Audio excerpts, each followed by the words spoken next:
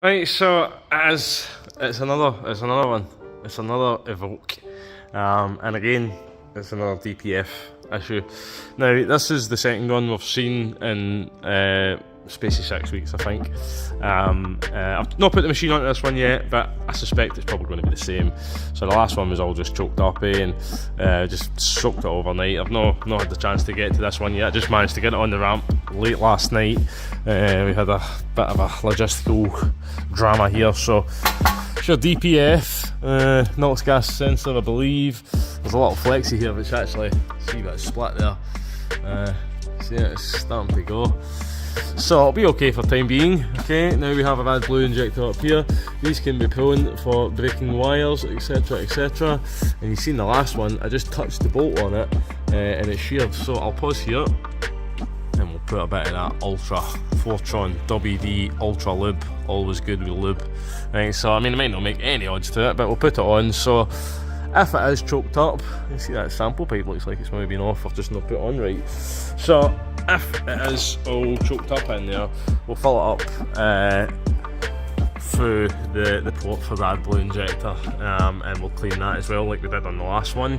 But we'll get the thing down now. I'm going to get a quick inspection just before I take it down. So obviously I've got it up at this height. We'll inspect all the tyres, the undercarriage, all the bodywork under here, the inner sills. We can see the same, everyone we see, it's just starting to disintegrate now, and I think it's discontinued. I tried every other Land Rover dealer known to mankind to see if anybody had one for my cousin on his 66 plate, and they all told me the same thing. Could not believe it. Discontinued. You could buy the straps, but you can't buy the heat shield. Now, the only heat shield you need, right, on this vehicle is the one in the fuel tank, right? That's it. So the car obviously failed its MOT. So I think what we'll need to do is the old bandage wrap, like the race cars have around the manifolds. So anyway, we'll get it down and get the hotel on it now. So I've got that Land Rover running, so we shall see what she's saying. So I'll pause here until it's all loaded up. Now we've got all the data. It's 1 million systems in the Land Rover. So lots of modules, right? Lots of modules. 7 DTCs so far, there's 5 in the engine control module, power control module. So let's see what they are. That was quick, wasn't it? So NOx monitoring system, right, so restricted duty Soot, and then NOx sensor performance, sensing element bank 1, sensor 1. Right, so this one here we will need to maybe query. Now the AR history codes, the one that's saying it's permanent is the restricted Soot, so I do recommend still, just try and clean it. These might then go away once this is working right. Now this sensor, I'll go and show you on the car. Damn it, aircon juice has got me a puddle. Right, so this one here is your NOx gas sensor. We do have heat there, so and I believe this one's going up to EGR. It's quite cool, that one.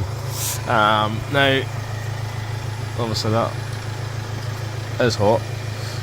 It's not ridiculously hot, so I think that is what the plan would be then. Fill that up, leave it soaking overnight and try and regenerate, well, basically drive out the motorway and try and relearn the DPF levels and get some of the soot out. We're back underneath the Evoque, and we're going to see if we can get this AdBlue injector out it. So I'm going to get a wee heat, because the last one I did, it sheared on me, and I literally just touched the thing, man, and it literally, it just sheared. So there was heat haul I could do, so we'll get a wee heat. I've already lubed it up there, so come on. There we go. I'm not going crazy, we're just going to try and get a wee heat. Oh, there's my torch away. Right, that's okay, I don't need that in a minute. Okay, there's my flame went out, so I might need the torch then. Let's see if we can get this torch in me. Oh god, there's the phone going now. Right, I'll be back. Right, let's see if we can get in there without melting something. That's better. So I'll just give us a wee heat in here. Nothing crazy, or just a little bit. Obviously we had the car running for a little bit as well, so it might shear on me. Like I said, the last one I just touched the thing, man, and it just, yeah, I don't even know if I managed to turn it, but it certainly broke on me.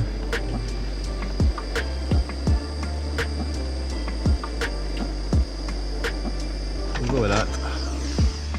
Turn you off now. We'll see if we can get, I think it's a 4mm maybe.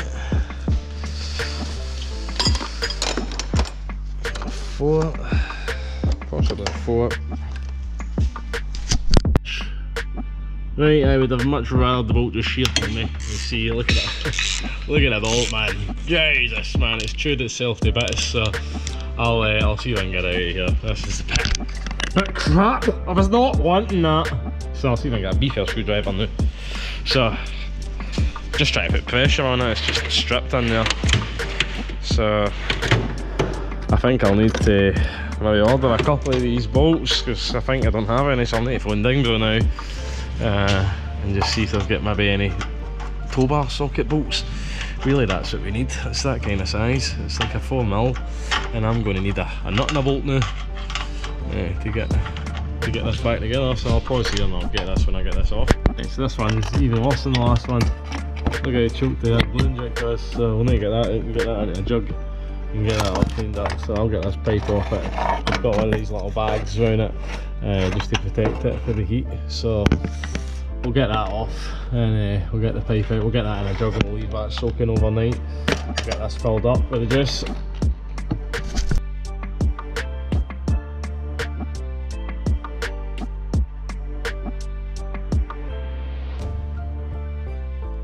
Right, so I've got the DPF filled up with the juice, got my pipe still in it, so I'll leave that in and get that in the morning. So once we put the AdBlue injector in, so got the AdBlue injector in there. Right, you can see the bits fizzing away in there, bits coming off it already, that's good. And I had to order these, so the bolt on it, I just stripped on me, so that's what happens with them, they just always either shear or strip or something, so every time I've touched one, so see the bolts up here, so yeah, look at that. So nothing we can do, so it's just eating itself. So those ones there, I've nothing bolted. It should be fine. The last one was fine anyway, so come back to this one tomorrow. Now we're going to leave that soaking overnight, marinating, so hopefully it marinates well enough and it gets rid of all that soot in there, so that'll soften it all up. And once we get the car started up and get it up to temp, get the diagnostic machine back on it, and basically we need to put it on and tell it we've got a new DPF on it. That's the procedure, that's what you do with them. And then you basically go and drive it, and then it'll start to calculate what's in the DPF, you know, and it'll start to burn the soot off, as long as you're, you know, steady on the motorway. I think it says above 50 kilometers an hour. If you drop it any more than 4 minutes, then it'll just kick you back out. You need to start the whole thing again. So hopefully we'll do this tomorrow night when the road's quieting down. Right, so I'll need to check back this footage and see. There's the AdBlue injector now. Obviously the fluid black, and it is a clear fluid, so it was well dirty. So we'll just see if we can get this back in. Right, so it goes into here, up into this port here. Right, so we'll need to get the clamp around it, get that fitted in. Right, I don't think it will stay until we get the clamp, so I'll come back once that's all fitted in. Right, set that up here just now. No, I'll just keep a hold of it. Right, so we're on to take 2 now. And the same thing happened the last time I did one of these, it just started leaking instantly, so take it back off. So we're on to bolt number 2. So that one, yeah, a wee bit chipped, so we'll just put that one in the bin. Right, and we'll get it down now and we'll get the hotel back on it and we'll see if we can get all the codes cleared, and then we'll need to tell it it's got a new DPF on it. We'll leave it sitting out there running for a long time, get it right up to temp, and then we'll get it up the motorway, and we'll follow the hotel relearn procedure for the DPF, and hopefully that'll be all good. Hopefully we'll get the NOx gas sensor code for it. Now your NOx gas sensor's after your DPF, so hopefully it just wasn't seeing the gas flow it was expecting to see. If it comes back on the DPF light, then we'll probably just advise the customer we'll just need to replace that sensor. Very expensive, but nothing we can do if it goes. So if it has went, it's probably got a wee heated element and it's probably went, but we'll cross that bridge when we come to it. Hopefully that's not the case. Right, so we has found our Land Rover again. Just put it on the all the codes again. Land Rovers. Okay. We've seen the Evoque the most out of all the Land Rovers. That and the Discovery Sport, same engine. Basically built up all the same bits. So I'm sure we've already sent a copy of this to the customer, just double check. Showing you about the NOx, gas, exceedance. So yes, customer has a copy. So what it is, see what it does. It'll probably not take out the DPF, no soot content, vehicle condition incorrect. I think because it's full of the DPF juice. We'll try quick erase again. No, I won't do it because it's full of juice. So it's obviously got a calibration issue with the camera. So what we shall do now is right here to hot functions, DPF after treatment.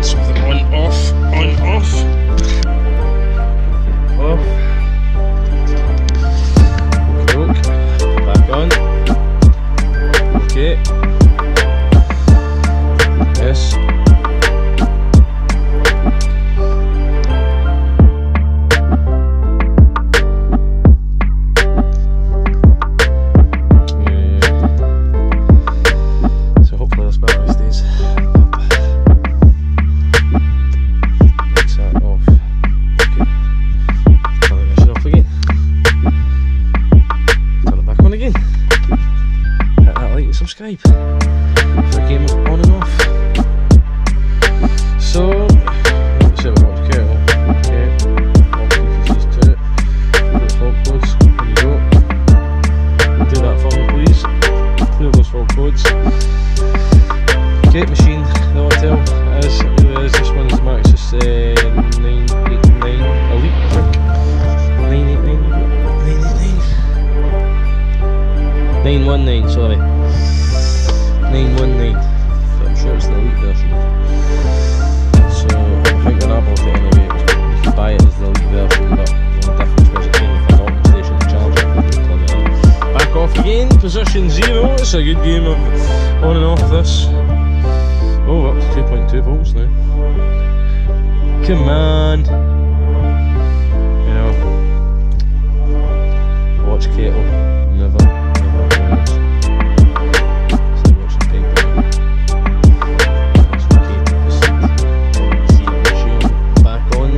Yes, it's on. To check tyre pressures, we have the tyre light on. Turn to position 0 again. Right, so next procedure will be to go and redrive it on the motorway with this one. Right. This is the only issue with the DPF clean. Oh, you end up leaving a trail of destruction. I need to bring another one in, so I'll need to clean this now. Right, it's time to start the big DPF run. Smoke everybody out. So, we shall meet the hotel. Should still be where I left it. So, let's see. I do need to update the hotel. 5 to do.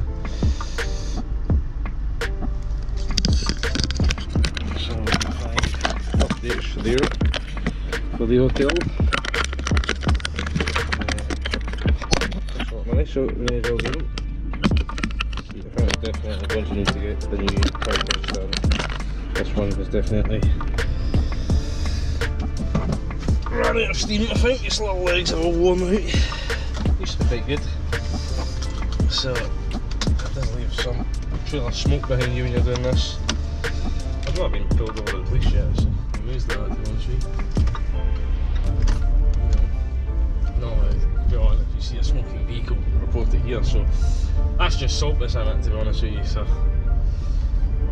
it's not actually smoke, it's not steam. Basically, soapy solution. But we'll go here and we'll come back once we get this DPF run happening. Just a big cloud behind us. It's very bad. So nothing we can do. We just need to get it all out, man. You gotta get it all out. You gotta get all that shit out. So yeah, I've never been pulled over yet. It's amazing. I've never been pulled over when I've been doing this. So hopefully that's not the case. We're finding a different route this time. I normally head up towards Edinburgh, up that way, up the motorway. I'm going to head to Glasgow on the M80 because it's about 4 o'clock nearly. I was hoping to get this done at night, but I've got something on tonight, so I'm trying to do it during the daytime hours, which is never good, never good. We used to do this in the dealer, and you say to the technician, like, just going up, I know it's going to take you a while, but just go out and do the regen. And sometimes they'll be back and go, no, we got a good run at it. Some of them, you know, and then some of them would be dishonest and say, poor mate, you've still got McDonald's sauce on your chin though. And they'd be like, oh hey, that was my lunch. So, right, no, if you're out in the traffic and no, you come up to the traffic jam, that's it, the regeneration's kind of stopped. On this it tells us, you know, if we drop above, I think 50 kilometres an hour for more than 4 minutes, that's the process, you know, basically aborted, and you need to start it again. So we'll go just now. That's enough on the smoke. Right, so this game again, position 2, we're running.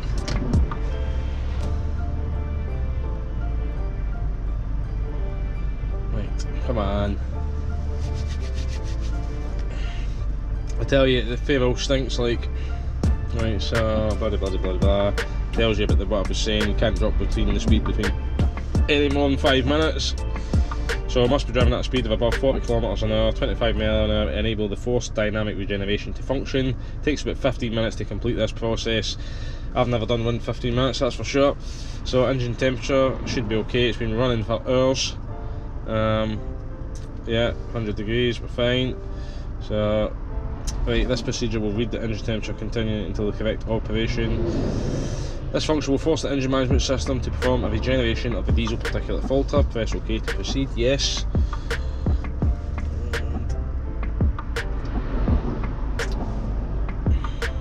It's activating the diesel service function. The roads are getting busy, so hopefully. Okay.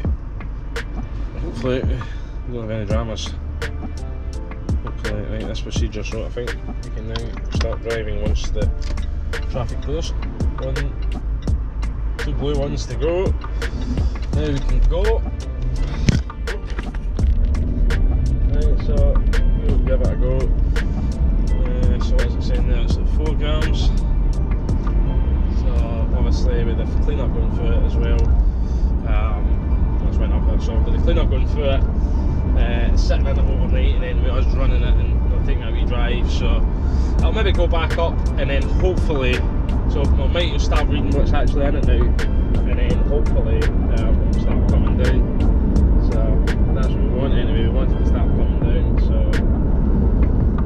we should see once we get right on the motorway. So we're going along about 60 just now.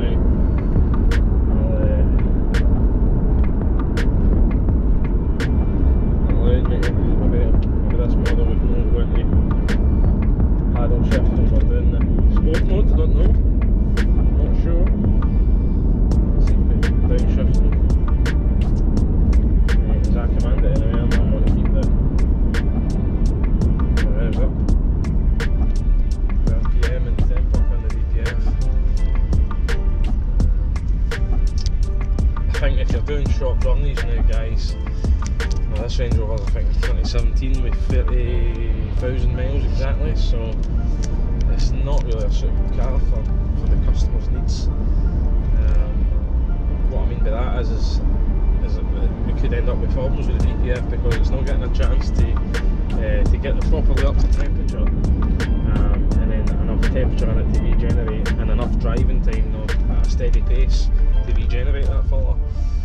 So if you have, what I would always recommend, if you're just doing, like my wife used to work up in Stirling, so it was quite a distance up the motorway for her home, and when she moved jobs to a closer location to the house, it was, you know, a 5 minutes drive for with no motorway driving. I thought, right, I'll just get a wee petrol Audi, and I took the big diesel one back.